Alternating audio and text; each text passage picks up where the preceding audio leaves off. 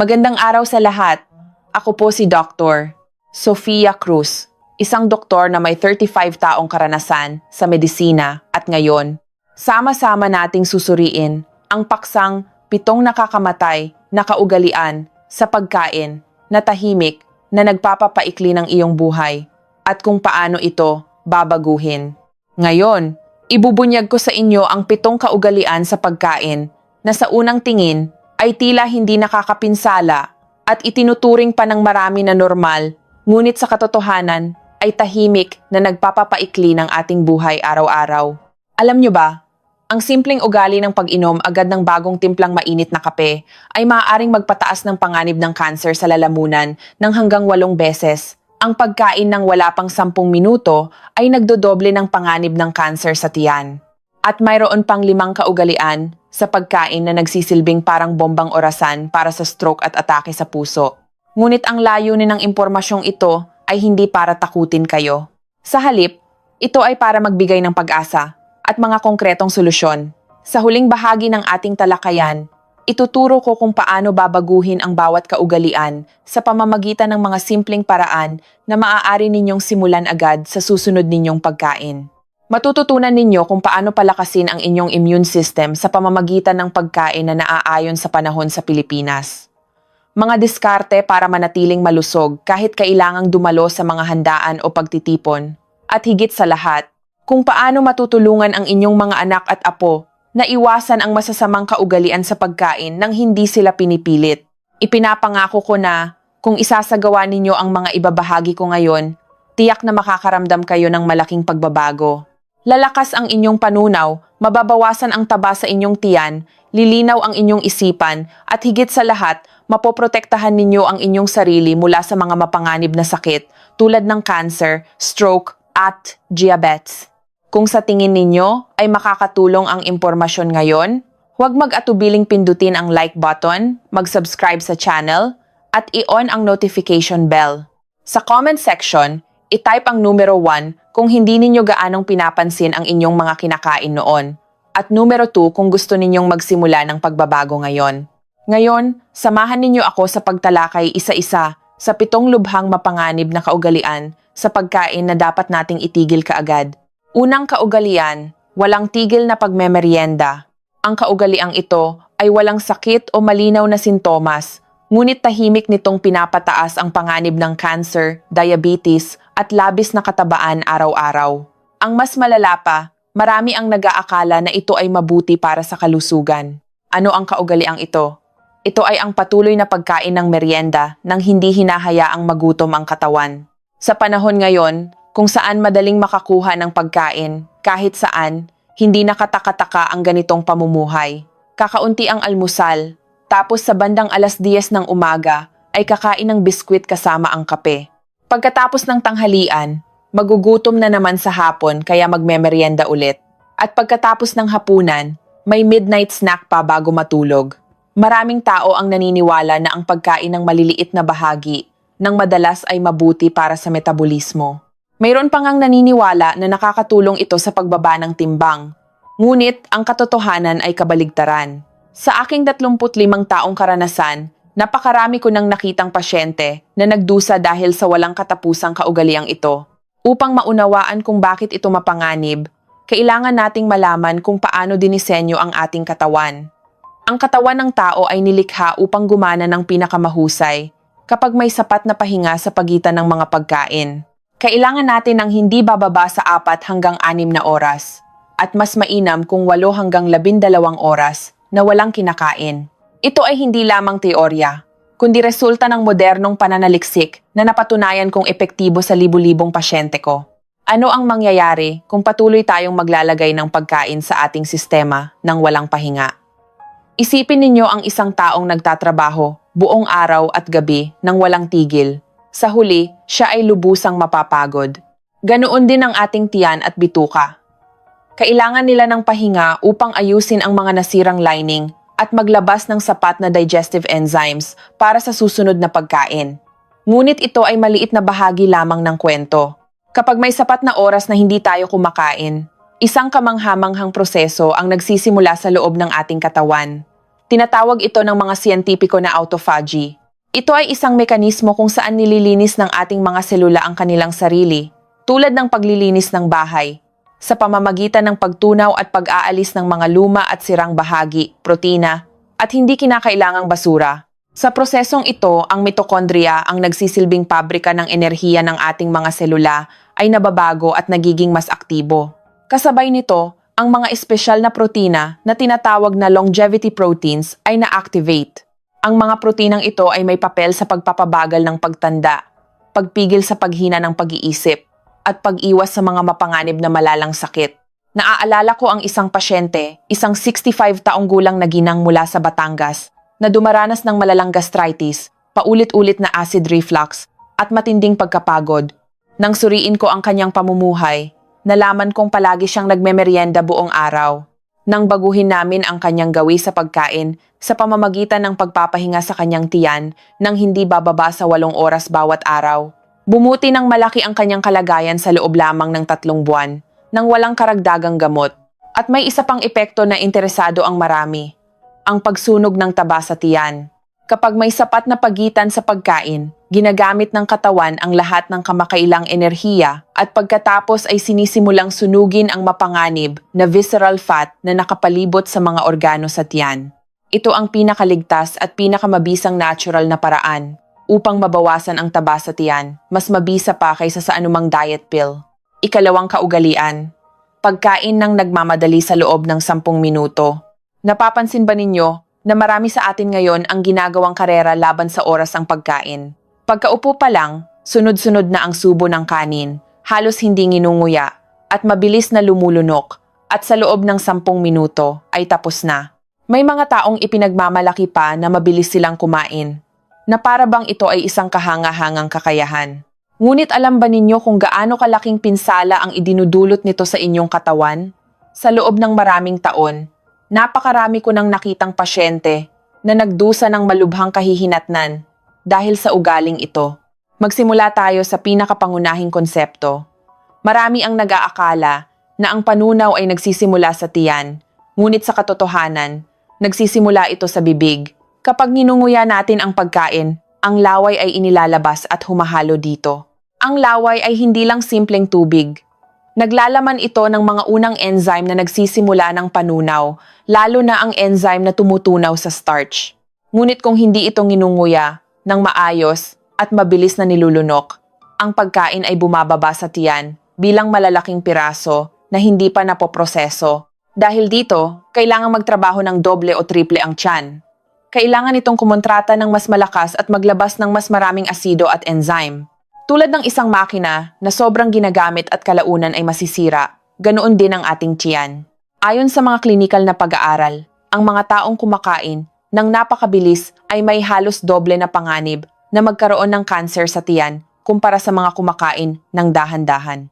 Dahil kapag palaging pagod ang tiyan, nasisira ang protective lining nito, nagkakaroon ng pamamaga at mga sugat, at kung hindi ito magagamot, maaari itong mauwi sa cancer. Hindi lang sa tiyan nagtatapos ang problema. Kapag kumakain tayo ng masyadong mabilis, ang isang mahalagang hormone na tinatawag na leptin ay walang sapat na oras para gumana. Ang leptin ang nagpapadala ng signal sa utak na nagsasabing, "Busog na ako, tumigil ka na sa pagkain." Ang hormone na ito ay nangangailangan ng mga 15 hanggang 20 minuto pagkatapos magsimulang kumain para ma-activate ng sapat. Ano ang mangyayari kung tapos ka ng kumain sa loob ng 10 minuto? Bago pa man makapagpadala ng signal ng kabusugan ang iyong katawan, nakakain ka na ng higit sa kailangan mo. Ito ang pangunahing sanhi ng labis na pagkain, obesity, at mga malalang sakit tulad ng diabetes, high blood pressure, at sakit sa puso. Kaya naman, pinapayuhan ko ang aking mga pasyente na maglaan ng hindi bababa sa 20 hanggang 30 minuto para sa bawat pagkain. Nguyaing mabuti ang bawat subo nang hindi bababa sa 20 beses bago lunukin. Maaaring nakakainip sa simula, ngunit ito ang pinakamahalagang puhunan para sa inyong kalusugan. Ang dahan-dahang pagkain ay hindi lang nakakatulong sa panunaw, pinaparamdam din nito sa atin ang tunay na sarap ng pagkain. Ikatlong kaugalian, pag-ubos ng sabaw ng instant noodles at iba pang sopas. Ang kaugaliang ito ay mas malalim na nakaugat sa marami kaysa sa inaakala natin. Hindi lang matatanda, kundi pati na rin ang inyong mga anak at apo ay madalas na inuubos ang sabaw kapag kumakain ng instant mommy o noodles. May mga nagsasabi pa nga na ang tunay na sarap ng noodles ay nasa sabaw at hindi sa mismong pansit. Ngunit, halos hindi natin naiisip kung ano talaga ang bumubuo sa sabaw na iyon at kung ano ang epekto nito sa ating katawan. Sa katotohanan, ang sabaw na iyon ay halos katumbas ng isang basong likidong asin na lubhang mapanganib. Hayaan ninyong ipaliwanag ko gamit ang mga numero. Ang isang maliit na cup ng instant noodles ay naglalaman ng humigit kumulang 1,200 mg ng sodium. Ang isang karaniwang pakete ng instant noodles ay may higit sa 1,800 mg ng sodium. Ang inirerekomendang pang-araw-araw na sodium intake para sa isang matanda ay hindi dapat lumagpas sa 2,000 mg. Ibig sabihin, sa isang mangkok pa lang ng noodles, halos naubos mo na ang iyong buong araw na sodium allowance. Ang problema ay halos lahat ng sodium na ito ay nasa sabaw, hindi sa noodles. Sa sandaling higupin mo ang sabaw, isang malaking halaga ng asin ang mabilis na nasisipsip sa iyong dugo. Dahil dito, biglang nagbabago ang balanse ng likido sa iyong dugo, mabilis na tumataas ang presyon ng dugo at nahihirapan ang iyong puso at mga daluyan ng dugo. Kung paulit-ulit itong nangyayari, ang mga daluyan ng dugo ay tumitigas at ang panganib ng stroke at atake sa puso ay tumataas ng malaki. May mga kaso pa na mas malala. Maraming paboritong pagkain ng mga Pilipino, tulad ng masaganang bulalo o sinigang na ginamitan ng instant mix, ay maaaring maglaman ng hanggang 4,000 mg ng sodium sa isang mangkok. Ang isang malaking higop lang ng sabaw ay maaaring magpasok ng humigit kumulang 500 mg ng sodium sa iyong katawan. Kung paulit-ulit ang ganitong pagkain, ang iyong katawan ay nalulunod sa asin buong araw. Sa aking mga dekada ng pagsasanay, napansin ko ang isang karaniwang pattern sa mga pasyente na may high blood, pagpalya ng puso, at malalang sakit sa bato. Madalas silang kumain ng instant noodles, mahilig sa maaalat na sopas tulad ng mami o bachoy, at ugali nilang ubusin ang sabaw. Habang tayo ay tumatanda, humihina ang kakayahan ng ating mga bato na salain ng asin. Ang sobrang asin na hindi na ilalabas ay nagpapataas ng dami ng dugo na nagdudulot ng patuloy na presyon sa puso at mga daluyan ng dugo at sa huli ay humahantong sa pinsala sa mga ito at malubhang komplikasyon.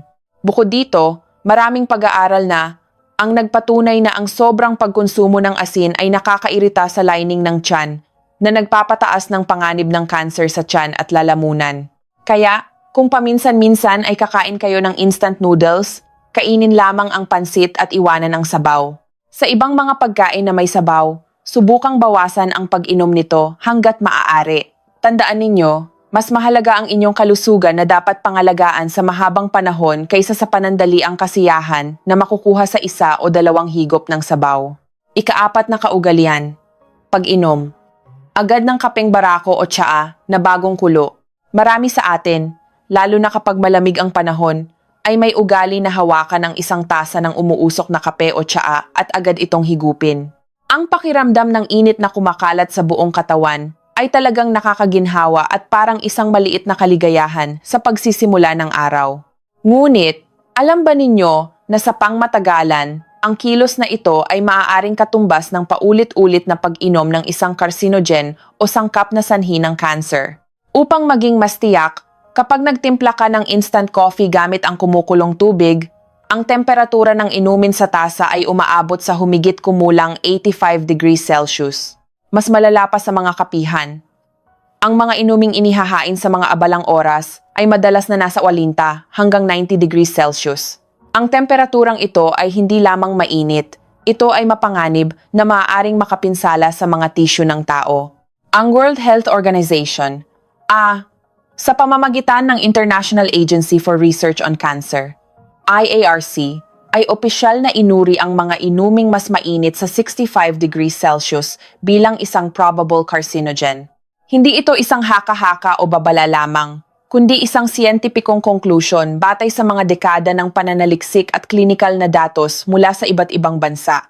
Sa madaling salita, hindi ang mismong inumin ang problema, kundi ang temperatura nito. Sa katunayan, Ipinapakita ng mga pag-aaral na ang mga taong regular na umiinom ng mga inuming mas mainit sa 65 degrees CO ay may hanggang 8 beses na mas mataas na panganib na magkaroon ng cancer sa lalamunan, esophageal cancer, kumpara sa mga umiinom sa mas ligtas na temperatura. Ang mas nakakagulat ay kahit sa temperaturang nararamdaman pa nating kaya nating inumin, tulad ng sa pagitan ng 61 degrees at 65 degrees, ang panganib ay doble na. Ang dahilan ay simple. Kapag umiinom ng mainit na kape o tsaa, direkta itong dumadaan sa lalamunan, esophagus, patungo sa tiyan. Hindi tulad ng tiyan. Ang lalamunan ay hindi idinisenyo upang makatiis ng matapang na asido o mataas na init. Kapag paulit-ulit na dumadaan ang mainit na likido, ang mga selula sa lining ng lalamunan ay nagkakaroon ng maliliit na paso at pinsala. Kung minsan lang ito mangyari, maaaring hindi ito problema. Ngunit kung ang iritasyong ito ay nauulit araw-araw, linggo-linggo, sa loob ng maraming taon, ang mga selula ay napipilitang mag-regenerate ng walang tigil. At sa proseso ng regeneration na ito, tumataas ang posibilidad ng mga mutasyon sa DNA na nagpapataas din ng panganib na maging cancerous ang mga selula. Sa kabutihang palad, ang solusyon ay napakasimple. Pagkatapos magtimpla ng kape o tsaa, maghintay lamang ng hindi bababa sa 3 hanggang 5 minuto.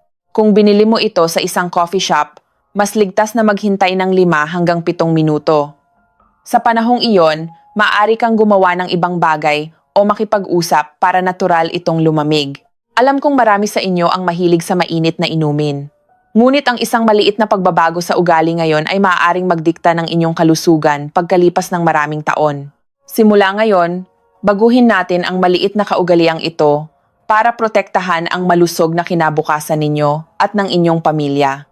Ika-5 kaugalian, pag-inom ng nakaboteng fruit juice sa halip na tubig. Sa mga nakalipas na taon, ang fruit juice, lalo na ang orange juice, ay itinuring na isang inuming pangkalusugan. Marami ang nag-iisip na mas mabuti ito kaysa sa mga soft drink at may ilan pang ang umiinom nito sa halip na tubig. Ngunit, ang katotohanan ay malayo rito. Una, hayaan ninyong linawin ko. Ang orange juice na nabibili sa mga grocery store ay ganap na iba sa sariwang kinatas na orange juice sa bahay. Ang komersyal na orange juice ay dumadaan sa proseso kung saan ang mga orange ay kinakatas, ginagawang concentrate, inaalis ang lahat ng hibla, fiber, balat, at sapal, at pagkatapos ay hinahaluan muli ng tubig. Sa prosesong ito, halos lahat ng sustansya ng orange ay nawawala. Ang fiber na nagpapabagal sa pagsipsip ng asukal, nagbibigay ng pakiramdam ng kabusugan at mahalaga para sa kalusugan ng bituka ay ganap na nawawala. Karamihan sa mga bitamina, mineral, at mga kapaki-pakinabang na plant compounds ay nasisira rin. Sa halip, maraming asukal at fructose ang idinadagdag upang maging matamis ito.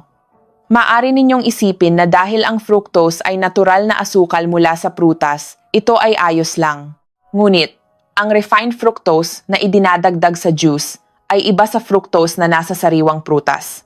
Ang sariwang prutas ay may kasamang fiber at iba't ibang sustansya na tumutulong sa pagkontrol ng pagsipsip ng asukal. Ngunit ang asukal sa juice ay mabilis na nasisipsip at nagdudulot ng iba't ibang problema. Hindi tulad ng glucose, ang fructose ay halos hindi nagpapasigla sa paglabas ng insulin. Sa unang tingin, mukha itong maganda, ngunit nangangahulugan ito na ang signal ng kabusugan ay hindi maayos na naipapadala. Hindi rin ito pinasisigla ang hormone na leptin, na siyang nagsasabi sa atin na busog na tayo kaya mas mabilis tayong nagugutom. Ang mas malaking problema ay ang fructose ay pangunahing napoproseso sa atay. Kapag madalas uminom ng juice na mataas sa fructose, nabibigatan ang atay at ang sobrang enerhiya ay nagiging taba at naiipon sa atay, na nagiging sanhi ng fatty liver. Ito ay nagiging karaniwan kahit sa mga taong hindi umiinom ng alak. Bukod pa rito, ang fructose ay mas mabilis na lumilikha ng mga advanced glycation end products, AGEs, kaysa sa glucose. Ang mga sangkap na ito ay nagdudulot ng pamamaga at pinsala sa mga daluyan ng dugo na nagpapataas ng panganib ng sakit sa puso, diabetes, at iba pang malalang sakit. Ang isang maliit na bote ng orange juice ay maaaring maglaman ng hanggang 50 gramo ng asukal. Ito ay isang napakalaking halaga na kailangang harapin ng katawan. Kaya, Ang ugali ng pag-inom ng nakaboteng fruit juice sa halip na tubig ay dapat talagang iwasan. Kung gusto ninyong uminom ng fruit juice, pinakaligtas na katasin ito sa bahay at inumin agad ng hindi inaalis ang fiber. Ika-6 na kaugalian. Sobrang pag-inom ng zero-calorie na soft drinks. Dahil sa malawakang kaalaman na masama sa kalusugan ang asukal, marami ang lumilipat sa zero-calorie o diet na soft drinks. Iniisip na ito ay isang mas ligtas na alternatibo. Sa katunayan, sa usapin ng blood sugar at pamamahala ng timbang, maaaring mas magandang pagpipilian ang mga ito kaysa sa mga regular na soft drink na puno ng asukal. Gayunpaman, hindi ito nangangahulugan na maaari na itong inumin ng walang pag-aalala. Ang Philippine Food and Drug Administration, FDA, katulad ng sa ibang bansa, ay nagsasabi na ang mga artificial sweetener tulad ng aspartame ay ligtas kung kukonsumo sa loob ng tinatanggap na pamantayan. Ngunit, ang kaligtasan na tinutukoy dito ay batay sa limitadong dami at hindi nangangahulugang walang problema kung ito ay sosobrahan sa mahabang panahon. Lalo na ang ugali ng pag-inom ng ilang lata araw-araw sa halip na tubig ay nangangailangan ng pag-iingat. Ipinapakita ng mga kamakailang pag-aaral na ang mga artificial sweetener ay maaaring magbago ng balanse ng mga mikrobyo sa ating bituka, gut microbiome. Ang mga mikrobyo sa bituka ay hindi lamang para sa panunaw. Malaki ang papel nila sa immune function, pagkontrol ng pamamaga, pamamahala ng timbang, at maging sa ating mood at kalusugan ng isip. Kapag nasira ang maselang balansing ito, maaaring lumitaw hindi lamang ang mga sintomas sa panunaw tulad ng paglobo ng tiyan, pagtatae, at constipation, kundi pati na rin ang mga problema tulad ng pagkapagod at paghina ng immune system. Bukod pa rito, kahit walang asukal, ang mga zero-calorie na soft drink ay naglalaman ng carbonic acid. Ang carbonation na ito, habang nagbibigay ng nakakapreskong pakiramdam, ay nagpapababa ng pH level ng inumin, na nagiging sanhi ng iritasyon sa tiyan at lalamunan. Ang madalas na pag-inom ng mga acidic na inumin ay maaaring magpalala ng gastritis dahil sa paulit-ulit na iritasyon sa lining ng tiyan at maaaring magpahina sa sphincter ng lalamunan na nagpapataas ng posibilidad ng acid reflux. Sa aking klinika, marami akong nakikitang medyo batang pasyente na may malalang gastritis o matinding acid reflux. Nang suriin ko ang kanilang pamumuhay, madalas kong matuklasan na umiinom sila ng 2 o 3 lata o higit pa ng zero-calorie na soft drink araw-araw na parang tubig. Nang payuhan ko silang bawasan ang pag-inom nito at palitan ng tubig o maligamgam na tsaa, kapansin-pansin ang pagbuti ng kanilang mga sintomas. Kaya, kahit na mas mabuti ang zero-calorie na soft drinks kaysa sa mga inuming may asukal, hindi ito dapat maging pangunahing inumin. Ang pinakamagandang pagpipilian pa rin ay tubig. Ang mga zero-calorie na soft drink ay dapat ituring bilang isang paminsan-minsang kasiyahan, hindi bilang pang-araw-araw na pamatid-uhaw. Ito ang matalinong paraan upang mapangalagaan ang iyong kalusugan. Ika-7 kaugalian. Pagkain ng mga processed meat para sa almusal. Ngayon, para sa huli ngunit tiyak na hindi dapat balewalain, isa pang mapanganib na kaugalian sa pagkain. Ang ugaling ito ay napakakaraniwan sa mga pamilya, lalo na sa mga abalang umaga. Pinipili ito dahil madali at masarap, ngunit sa katotohanan, ito ay direktang nauugnay sa isang pagkain na opisyal na inuri ng World Health Organization bilang isang Group 1 carcinogen, isang sangkap na napatunayang nagdudulot ng cancer. Naisip ninyo ba kung naghahain kayo ng ganitong pagkain sa inyong mga anak o apo tuwing umaga? Sa sandaling ito, subukang isipin ang laman ng inyong refrigerator. Ito ay ang ugali ng pagkain ng mga processed meat tulad ng hotdog, tocino, longganisa, at bacon para sa almusal. Maraming pamilya sa Pilipinas ang gumagamit ng mga pagkaing ito para sa mabilis na almusal. Madali itong iprito at gusto ito ng mga bata, kaya madali itong piliin. Ngunit, hindi alam ng marami na ang mga pagkaing ito ay itinalaga ng World Health Organization bilang Group 1 carcinogen sa parehong kategorya ng sigarilyo at asbestos. Hindi lang iisa ang dahilan kung bakit mapanganib ang mga processed meat. Una, napakataas ng kanilang taglay na asin, sodium. Ang sobrang pagkonsumo ng asin ay hindi lang nagpapataas ng presyo ng dugo, kundi patuloy ding nanggagalit sa lining ng tiyan, na lubhang nagpapataas ng panganib ng cancer sa tiyan at lalamunan. Pangalawa, upang mapreserba ng matagal, Ang mga pagkaing ito ay gumagamit ng iba't ibang kemikal na preserbatibo tulad ng nitrites. Ang mga sangkap na ito ay maaaring maging carcinogen sa loob ng katawan. Sa katunayan, malinaw na sinabi ng WHO na ang patuloy na pagkonsumo ng 15 gramo ng processed meat bawat araw ay nagpapataas ng panganib ng colorectal cancer ng halos 18%. Pangatlo, sa proseso ng pag-smoke o pagprito sa mataas na temperatura, ang mga protina at taba ay sumasailalim sa mga kemikal na reaksyon na lumilikha ng mga Advanced Glycation End Products, AGEs.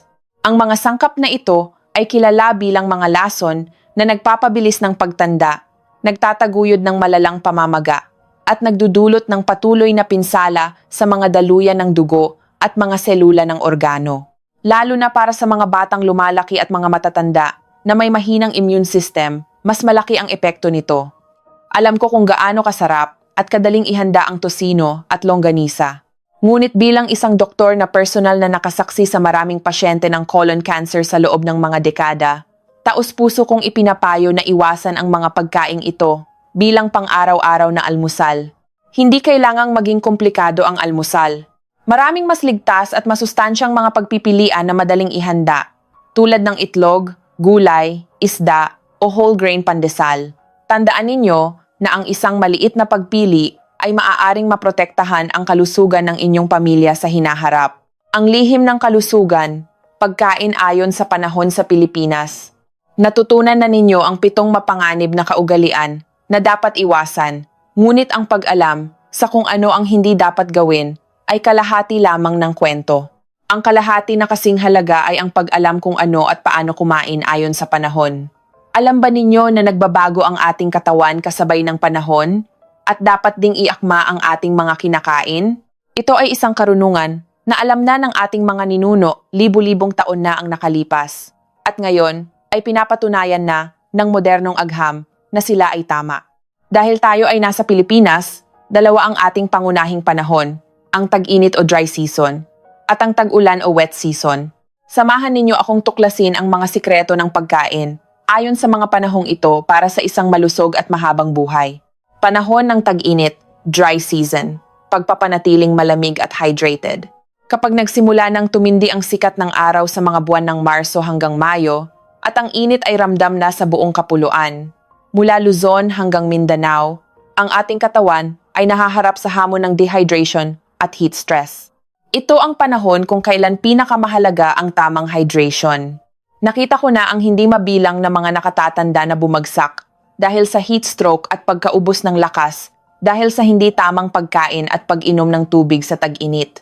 Kapag dehydrated, lumalapot ang ating dugo na pinipilit ang puso na mag-pump ng mas malakas. Biglang tumataas ang presyo ng dugo na nagpapataas ng panganib ng stroke at atake sa puso. Ang problema, habang tayo ay tumatanda, humihina ang ating pakiramdam ng uhaw. Kadalasan, kapag naramdaman na ang uhaw, huli na at malala na ang dehydration. Sa tag-init, kailangang uminom ng tubig ng regular kahit hindi pa nauuhaw. Isang malaking pagkakamali ang subukang pawiin ang uhaw gamit ang matatamis na inumin o fruit juice. Ang asukal ay lalo pang nagpapalala ng uhaw at dehydration. Ang pinakamainam ay tubig o tubig na may kaunting natural na asin. Kapag pinagpapawisan tayo, hindi lang tubig ang nawawala, kundi pati na rin ang mga electrolyte tulad ng sodium, potassium at magnesium. Kung tubig lang ang iinumin ng walang electrolyte, maaari itong humantong sa pamumulikat, pagkapagod, pagkahilo at kahit pagkawala ng malay. Dito pumapasok ang karunungan ng ating mga lokal na pagkain. Ang pag-inom ng sariwang buko juice ay isang mahusay na paraan para mapalitan ang mga nawawalang electrolyte. Ito rin ang panahon ng mga prutas at gulay na mayaman sa tubig. Ang pakwan, melon at pipino ay puno ng tubig, potassium at antioxidants. Ang pagkain ng sariwang mangga ay hindi lang masarap, ito rin ay puno ng bitamina na nagpapalakas ng ating katawan. Ngunit mag-ingat sa sobrang malamig na inumin o pagkain dahil maaari nitong paliitin ang tiyan at hadlangan ang maayos na panunaw. Ang pagkaing dapat piliin ay magaan at madaling tunawin, tulad ng inihaw na isda at sariwang ensaladang gulay. Panahon ng tag-ulan, wet season, pagpapalakas ng depensa ng katawan. Kapag dumating na ang mga buwan ng Hunyo hanggang Nobyembre at ang kalangitan ay madalas na madilim dahil sa ulan, nahaharap naman ang ating katawan sa ibang hamon. Ito ang panahon ng mga virus at bakterya, kung kailan laganap ang sipon, trangkaso, at iba pang sakit. Ang pagpapalakas ng ating immune system ang pangunahing layunin sa panahong ito. Ang ating mga ninuno ay alam na alam ito. Kaya naman sa panahong ito, ang mga mainit na sabaw at masusustansyang pagkain ang naging pangunahing pagkain. Ang isang mainit na mangkok ng sinigang na puno ng gulay o tinolang manok na may luya ay hindi lang nagpapainit ng katawan, kundi nagbibigay din ng mga sustansyang kailangan para labanan ang impeksyon. Ang luya, bawang, at sibuyas, na karaniwang sangkap sa mga lutuing Pilipino, ay may malakas na antiviral at antibacterial properties. Ito rin ang panahon para kumain ng mga pagkaing mayaman sa vitamin C. Ang kalamansi, dalandan, at bayabas ay sagana sa bitaminang ito na mahalaga para sa malakas na immune system. Ang pagkain ng mainit na lugaw o arroz caldo ay nakakaginhawa rin, lalo na kapag masama ang pakiramdam. Sa panahong ito, mahalaga ring bawasan ang pagkain ng mamantika at pritong pagkain na maaaring magpabigat sa panunaw at magpahina sa ating depensa. Sa halip, pumili ng mga pagkaing nilaga, sinabawan o steamed. Ang pag-inom ng maligamgam na tubig o salabat, ginger tea, sa halip na malamig na tubig ay nakakatulong din para mapanatiling mainit ang katawan at malusog ang lalamunan. Matalinong estratehiya sa mga handaan at kainan. Mahusay. Ngayon, nauunawaan na ninyo kung paano kumain ng malusog sa bahay ayon sa panahon. Ngunit, ang buhay ay hindi laging nasa loob lamang ng ating mga tahanan. Minsan, kailangan nating dumalo sa mga pagtitipon, makipagkita sa mga kaibigan, o maupo sa isang fiesta o salusalo ng pamilya kung saan ang mesa ay puno ng masasarap ngunit hindi gaanong masusustansyang pagkain. Paano ninyo ma-e-enjoy ang masayang okasyon nang hindi sinisira ang inyong mga pinaghirapang healthy habits? Ito ay isang mahalagang kasanayan na dapat matutunan ng lahat. Ibabahagi ko sa inyo ang mga praktikal na estratehiya na napatunayan kong epektibo upang makagawa kayo ng matalinong desisyon sa anumang handaan. Pagpasok pa lang sa isang kainan, lalo na sa mga buffet o eat-all-you-can na restaurant, madaling malula sa dami ng pagpipilian. Ang makukulay na ilaw, mabangong amoy, at tawanan ng mga tao ay maaaring maging sanhi para mawala tayo sa sarili at umorder ng padalus-dalos. Ito ang sandali kung kailan kailangan ninyong maging matatag. May isang simple ngunit epektibong prinsipyo na aking inirerekomenda. Laging unahing kumain ng gulay o salad bago ang pangunahing putahe. Kung pupunuin muna ninyo ng gulay ang inyong tiyan, mas mabilis kayong makakaramdam ng kabusugan na lubhang magbabawas sa posibilidad na kumain kayo ng sobra-sobrang lechon, crispy pata, o pritong pagkain. Ang fiber sa gulay ay nagpapabagal din sa pagsipsip ng asukal at taba na nagpapanatiling matatag ng inyong blood sugar. Kung nasa isang handaan kayo kung saan may karne, piliin ang mga bahaging walang taba sa halip ng mga mamantikang bahagi. Marami sa atin ang gustong-gusto ang liempo o taba ng baka, ngunit ito ay puno ng saturated fat na mapanganib para sa ating mga ugat. Sa halip, piliin ang inihaw na manok, walang balat, o sirloin na mas kaunti ang taba. Kapag pumipili ng mga pagkaing dagat, unahin ang inihaw o pinasingaw, steamed, kaysa sa prito. Ang isdang pinasingaw na may gulay o inihaw na pusit ay mahusay na pagpipilian na mababa sa mantika at mayaman sa dekalidad na protina. Sa kabilang banda, iwasan ang malutong na calamares o tempura na nagtatago ng maraming mantika at calories. Isa pang mahalagang punto ay ang paghiling na bawasan ang asin at mantika sa pagluluto. Marami ang nahihiyang gawin ito, ngunit mas mahalaga ang inyong kalusugan kaysa sa anumang hiya.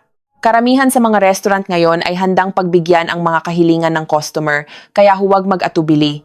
Ang mga fiesta o buffet ang pinakamalaking hamon. Mula sa mga appetizer hanggang sa main course, karne, kanin at pansit. Napakaraming pagkain sa harap mo na hindi mo namamalayan na doble o triple na pala ang iyong nakakain. Ang sikreto para maiwasan ito ay simple. Bago magsimulang kumain, tingnan muna ang lahat ng pagkain sa mesa. Pagkatapos, pumili lamang ng 3 hanggang 4 na putahe na talagang gusto ninyo at kumuha lamang ng maliliit na bahagi ng mga ito. Isantabi ang pag-iisip na sayang o ang obligasyon na tikman ang lahat. ang paggamit ng maliit na plato ay isang napaka-epektibong psikolohikal na paraan. Kapag naglalagay ka ng pagkain sa maliit na plato, nagmumukha itong marami, na nagbibigay ng signal sa utak na mas mabilis kang mabusog. Sa kabaligtaran, ang malaking plato ay nag-uudyok sa iyo na kumuha ng mas maraming pagkain kaysa sa kailangan mo. Ang ugali ng dahan-dahang pagkain ay pinakamahalagang prinsipyo kahit sa labas ng bahay. Kapag may maraming kwentuhan, ibaba muna ang inyong kubyertos, uminom ng isang lagok ng tubig at makisali sa usapan. Sa ganitong paraan, natural na nababawasan ang dami ng iyong nakakain at nagiging mas masaya ang kapaligiran. Panghuli, isang payo na dapat ninyong tandaan. Huwag kailanman pumunta sa isang pagtitipon na sobrang gutom. Kung mayroon kayong hapunan, kumain muna ng isang mansanas o isang dakot ng mani sa hapon. Kapag hindi ganap na walang laman ang inyong tiyan, mas makakagawa kayo ng matalinong pagpili kahit na napapaligiran ng masasarap na pagkain. Ang sining ng pagbabahagi. Paano turuan ang mga nakababata? Alam na ninyo kung paano protektahan ang inyong sarili kapag kumakain sa labas. Ngunit alam kong ang inyong pinakamalaking alalahanin ay hindi nagtatapos sa inyong sarili. Ang puso ninyo ay nadudurog sa tuwing nakikita ninyo ang inyong mga apo na kumakain ng instant noodles araw-araw, umiinom ng soft drinks sa halip na tubig, at kumakain ng nagmamadali. Gusto ninyong tumulong, ngunit sa tuwing magsasalita kayo, naiinis ang mga bata at nararamdaman nilang sobra kayong nag-aalala at nakikialam. Kaya, paano ninyo maibabahagi ang mahalagang kaalamang ito sa nakababatang henerasyon nang hindi sila na-pressure o nagkakaroon ng distansya? Ito ang sining na dapat matutunan ng bawat lolo't lola at magulang. At ituturo ko sa inyo ang pinakamalumanay at pinakaepektibong paraan. Ang mga kabataan ngayon ay ibang-iba sa ating panahon. Ayaw nilang pinipilit at hindi rin nila gusto ang pinangangaralan. Kung palagi ninyong sasabihin, masama yan, o wag mong inumin yan, mararamdaman nilang kinokontrol sila at lalaban sila. Hindi ito dahil hindi nila kayo mahal o hindi sila interesado sa inyong payo, kundi dahil ito ay natural na sikolohiya ng tao. Kaya, paano epektibong maibabahagi ang kaalaman?